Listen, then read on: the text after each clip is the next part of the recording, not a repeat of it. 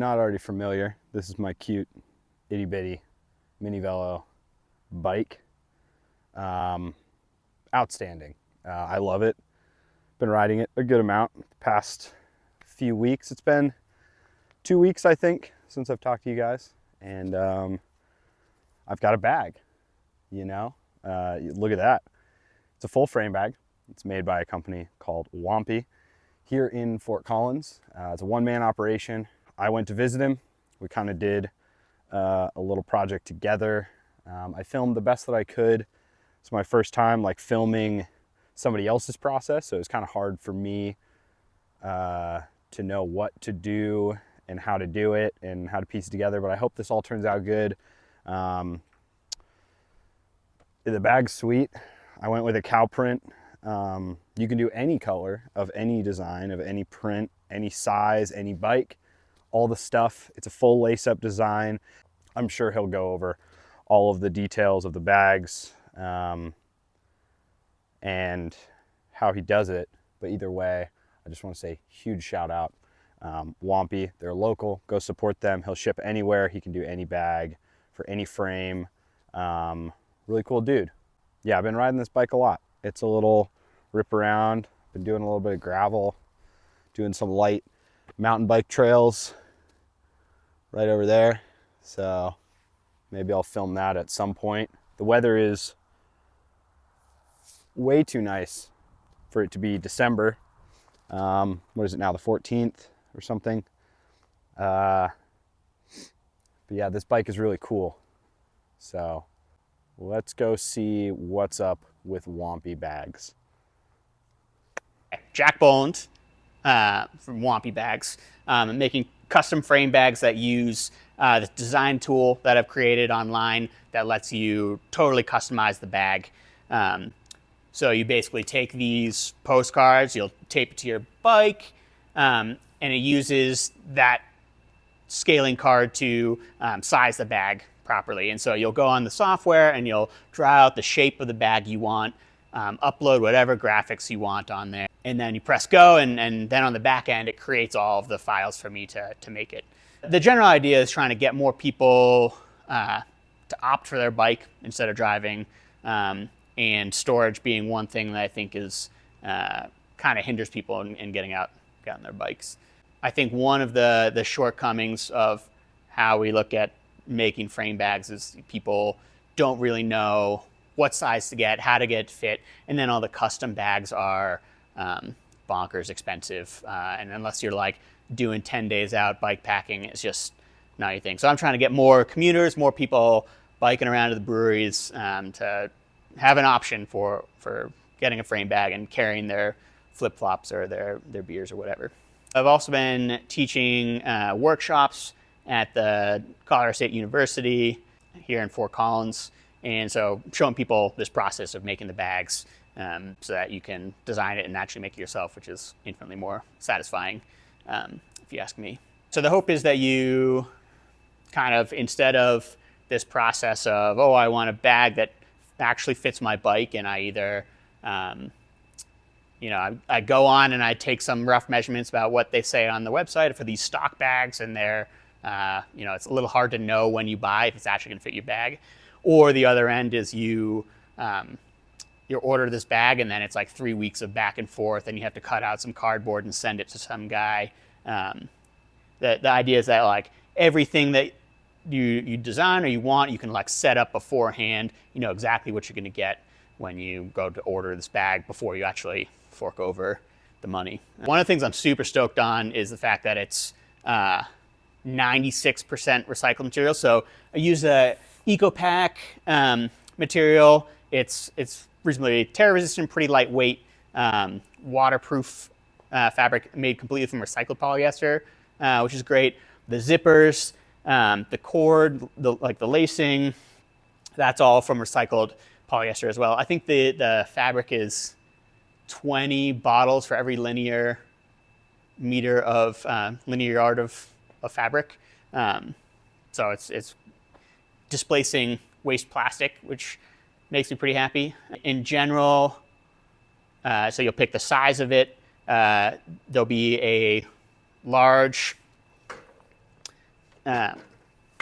pocket here. This is kind of your pumps, your tools, maybe your gloves.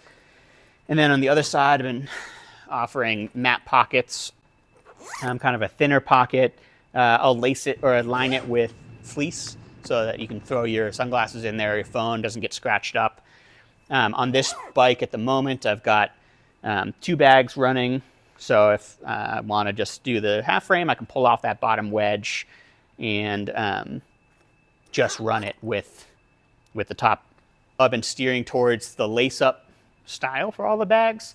It's a little bit more tedious when you set it up, but I think the frame rub is a lot less. I love the look of it, and I think it certainly supports your bag way better than Velcro. So a little more upfront effort, I think, translates to a more dialed look. Basically, the software takes the design that the person puts in and then it outputs these files for me. So they'll have both the print files that we'll use to create the dye sublimation paper, which looks kind of like this before, and we'll transfer that to the fabric. And then it also gives me the line work for laser cutting out all of the fabric. So everything is set up in a way that if I want to adjust the spacing between the tabs or the thickness of them or something like that, it's all just a couple of lines of code, and I can kind of evolve the design as I'm getting feedback from people, which has been great.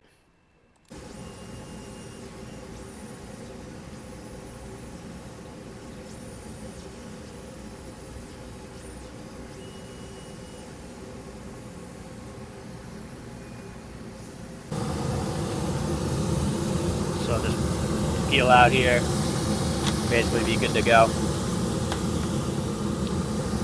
And it's all set up that it's really straightforward to then assemble the bag with all these pre-cut parts. What we're doing is we're printing the ink onto this special paper. We'll take that paper, we'll line it up with the fabric, and then we'll basically heat press it onto the fabric, and it'll transfer the ink over. But things like humidity and how long the ink's been on the transfer paper all kind of affect how well it comes out. And so it's a little bit of black magic in there. This is our large format calendar heat press that allows us to do either batches of bags or full rolls of fabric at once. We've got a large heated drum inside there, and then the fabric will run around it with our paper transfers, and it will heat it and transfer the ink across to our fabric.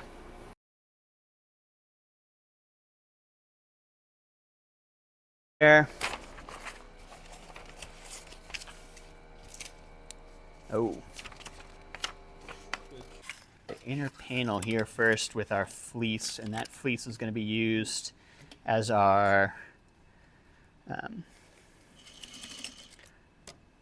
protection for sunglasses. It's a bit of a pain in the butt because the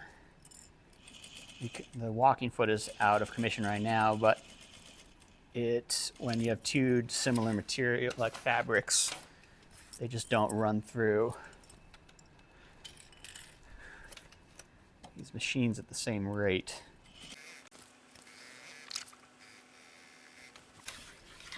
The dream is to get one of the Jukies with a auto trim feature, because the amount of time I spend trimming little bits of thread is just ridiculous.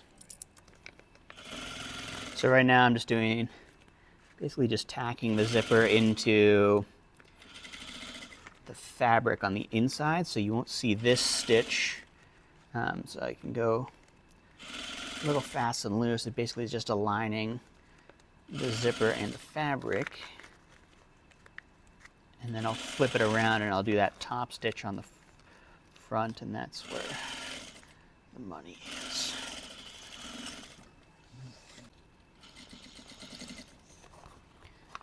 So as we talked about before, the zippers are basically cut into the center of the bag. So when I go to actually make the bags, there's no like decision making going on. I don't have to like think through the design of every bag when I'm sewing it. It's just kind of like the system is like designed in a way for me to just crank through these super efficiently. I've been making, assumptions about things. As someone who does not come from a textiles and soft good product world, there's some things that, I'm learning and trying to challenge a little bit about typical processes. One would be those like raw exposed edges, because I think when they're laser cut like that, we're not going to see fraying occurring there, and I'm not so worried with the number of them about strength of it just being single thing of fabric. So it's a way more efficient for them to be all laser cut on one strip instead of individually sewn on, and that efficiency just translates to more affordable bags, less labor and more affordable bags as a result is the hope, without compromising on durability or without compromising on the aesthetic of it. Like, there's definitely a style to these bags, but that maybe is not like exactly, if you went to go order a custom frame bag based on everything you see out there, maybe it's not exactly how other bag makers have been making stuff, but trying to make creative design decisions on that are kind of, it's the real benefit of designing and fabricating and scaling these things all yourself. It's useful to be just making a bunch of bags and getting in front of people, and then just like getting the critique and the criticism about what reads as quality, what doesn't read as quality. Like, I'm pretty confident in how durable things are going to be. They're not going to break. Kind of stretch out the fabric as we're sewing it, and that will help pull out a little bit of the cupping or the like stretch in there, but it won't. We'll still have to trim off some of this middle panel. So the nice thing with the software driving everything and the laser cutting, just like making everything perfect, is all the parts just line up perfectly. The number of people buying sewing machines to make a frame bag like themselves instead of buying one, like, just to me says, oh, this an opportunity to be doing this better.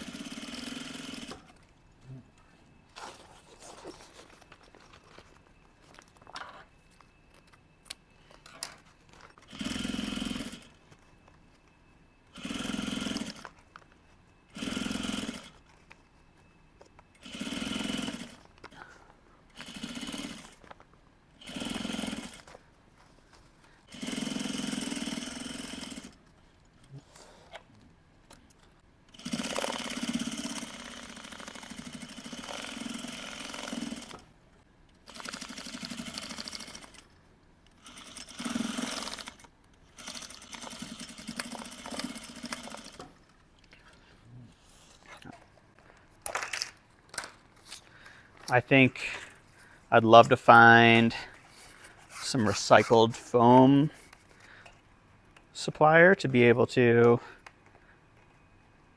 maybe soften this up, but I actually kind of like this rigid plastic. Gives a nice structure to it. Feels less bulky to me.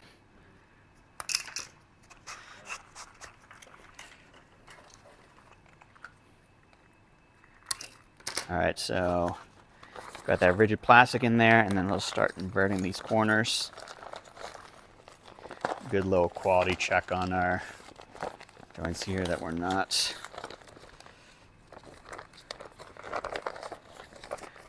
Blow any of these stitches, and if we do, we can fix them.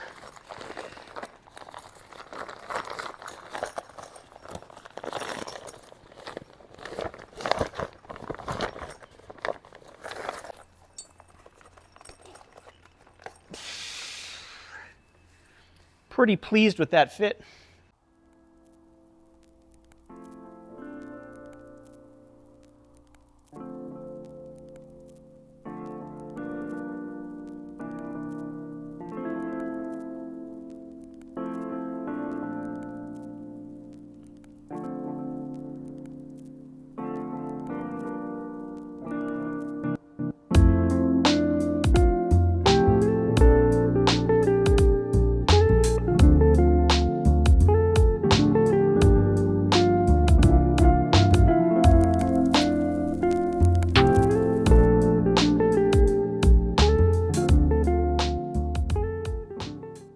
So yeah, I hope those beauty shots did it justice.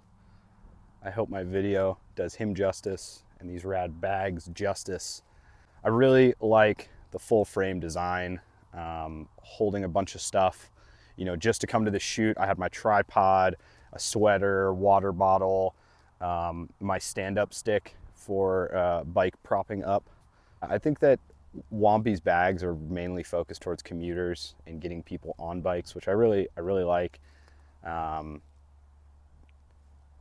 It complements this bike really perfectly. There's not many companies that you can go get a full custom frame bag and not break the bank. And everything he does is, each bag is one off. He's starting to do small runs of like handlebar bags, but yeah, I think this is rad. Look at it. It's a cow print bag. How many places can you get that? Shout out Road Holes, because I kind of stole your design unintentionally. I didn't mean to, I promise. But it's a cow print bag. That's cool. Look at it. I mean, it's beautiful. So shout out to Kyoot, shout out to Thompson, and shout out to Wampy for making this bike come together. And of course, if you're interested in buying one of these bags, his link will be in the description. Just reach out to him. You can send him an email if you've got questions. It's a really easy process. I'm amazed with the quality that he's put out in such a short amount of time in making bags. And I think he's got something really special going. So go support the people who support me and go get yourself a bag. This bike is so fun. I kind of leave it at the shop, and a lot of people come in and want to ride it, and I absolutely let that happen. And all the friends, when we're drinking beers, just want to go out and do wheelies and rip around on it. And it's just such a fun bike, and now it's extra fun and usable. It's practical now. So yeah, I hope you enjoyed the video. I hope it wasn't too much of a mess. You know, I still really don't know completely what I'm doing, but like, comment, subscribe if you want me to do some more Fort Collins based bike content.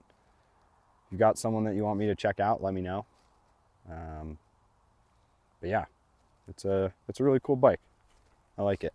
I hope you do too.